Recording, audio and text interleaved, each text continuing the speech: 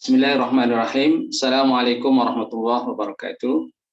Alhamdulillahirabbil alamin. Wassalatu wassalamu ala asyrafil anbiya'i wal mursalin wa ala alihi wa sahbihi wa man tabi'ahu bi ihsanin ila yaumil. Teman-teman sekalian, hari ini kita akan membahas satu tema penting dalam kajian ekonomi syariah khususnya terkait dengan ekonomi mikro syariah, yaitu tentang pasar persaingan sempurna. Tentu kita ingin tahu apa sih yang dimaksud dengan pasar persaingan sempurna.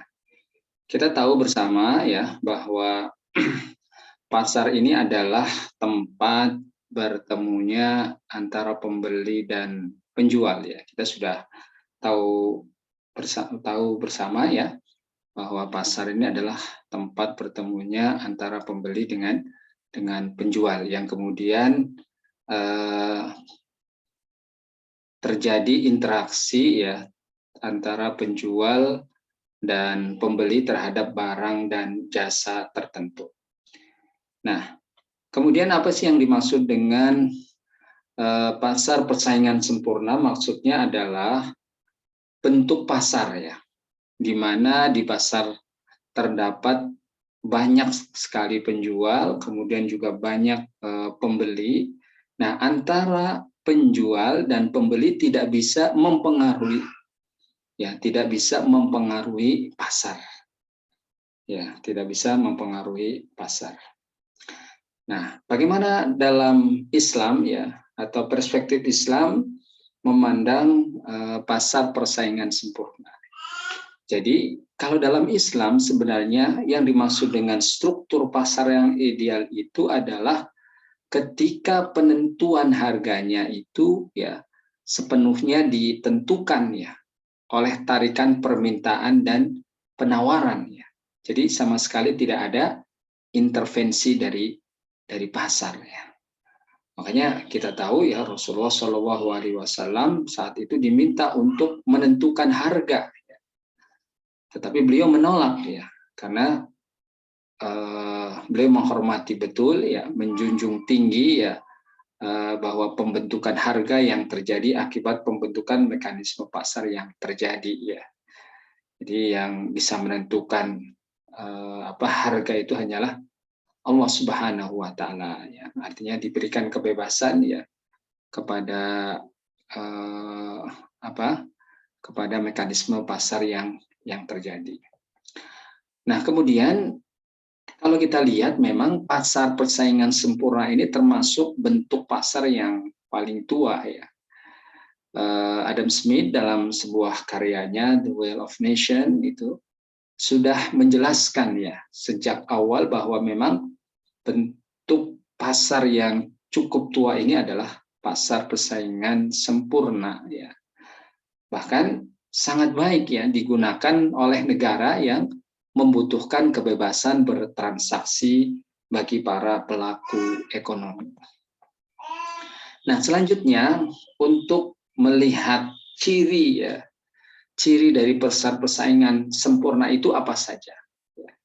Pertama, dikatakan pasar persaingan sempurna itu ketika terdapat banyak sekali penjual atau perusahaan yang memang menjual sebuah barang dan pembeli juga sangat banyak sehingga apa sehingga antara penjual dengan pembeli itu tidak dapat mempengaruhi pasar, tidak bisa perusahaan itu menentukan harganya Nah, kemudian penentuan harga itu dari mana tergantung dari penawaran yang ada pada di pasar Kemudian ciri yang kedua perusahaan itu ketika menjual produknya itu yang standar dan homogen Artinya apa? Tidak terdapat perbedaan yang nyata di antara barang yang dihasilkan antara sebuah perusahaan dengan produksi perusahaan yang lain Jadi karena karena begitu jelasnya sehingga tidak ada perbedaan yang jelas Kemudian yang ketiga, ciri dari pasar persaingan sempurna ini adalah penjual dan pembeli memperoleh informasi secara sempurna. Tidak ada yang ditutup-tutupi ya, terkait dengan harganya, kemudian ketersediaan semua sumber daya, termasuk ketersediaan produk-produknya. Jadi memang sangat terbuka sekali ya. Kemudian ciri selanjutnya dari pasar persaingan sempurna ini adalah perusahaan dan sumber daya bebas ya untuk bergerak dan berpindah. Ya, mereka dalam jangka tertentu dapat dengan mudah masuk atau keluar industri ya.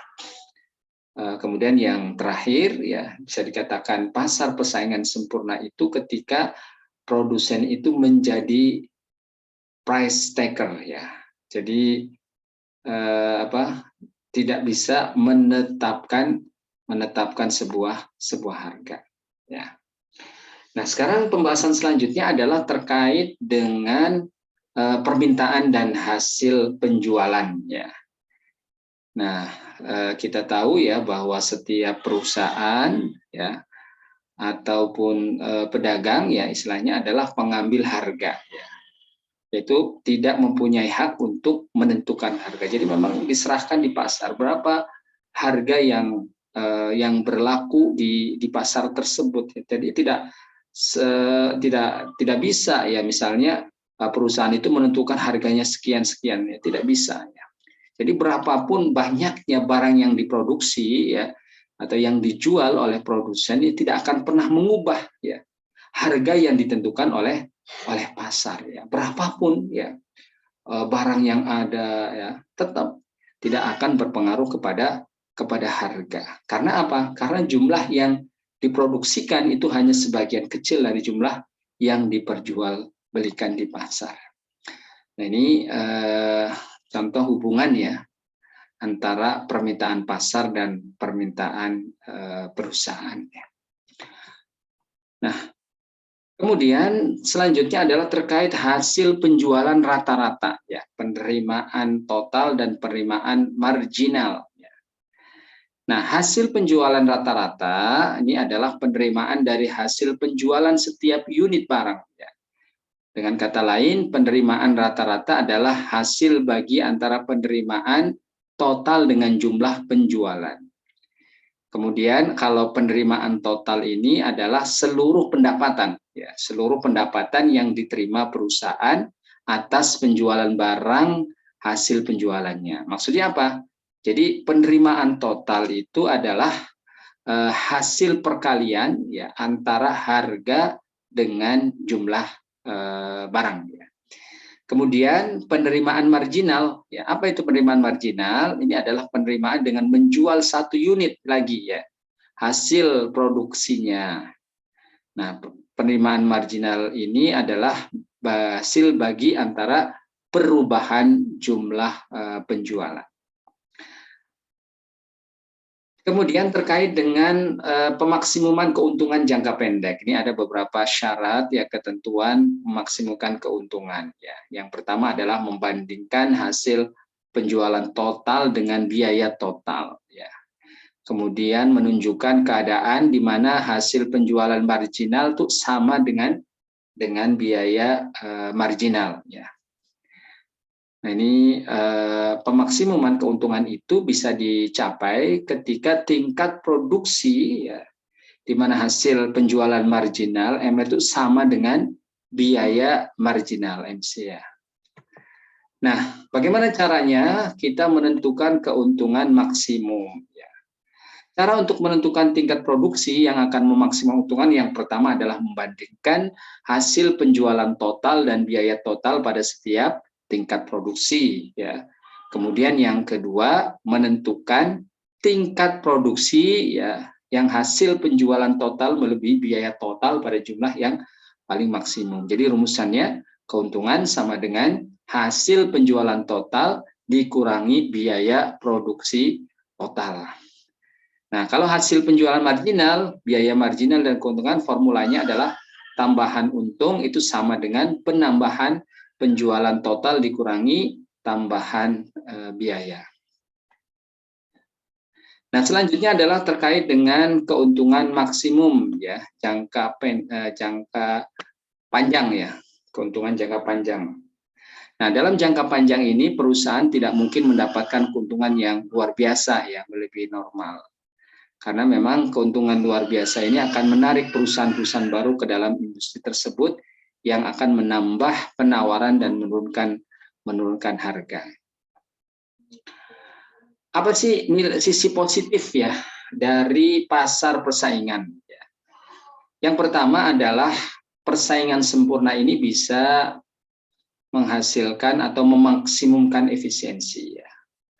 Kemudian yang kedua, di situ adanya kebebasan ya, bertindak sebagai penjual atau sebagai pembeli dan memilih untuk membeli barang-barang yang diinginkan. Nah, sedangkan sisi negatifnya dari pasar persaingan sempurna ini pertama tidak bisa mendorong untuk berinovasi ya, karena di situ memang tidak ada persaingan yang cukup ketat ya. Kemudian juga dapat menimbulkan biaya sosial ya, kemudian membatasi pilihan konsumen, biaya produksi dalam persaingan sempurna lebih tinggi, kemudian efisiensi penggunaan sumber daya tidak selalu meratakan distribusi pendapatan. Itu barangkali beberapa hal ya yang terkait dengan pasar persaingan ya. Mudah-mudahan bisa memberikan pencerahan kepada teman-teman semuanya ya. Terima kasih. Assalamualaikum warahmatullahi wabarakatuh.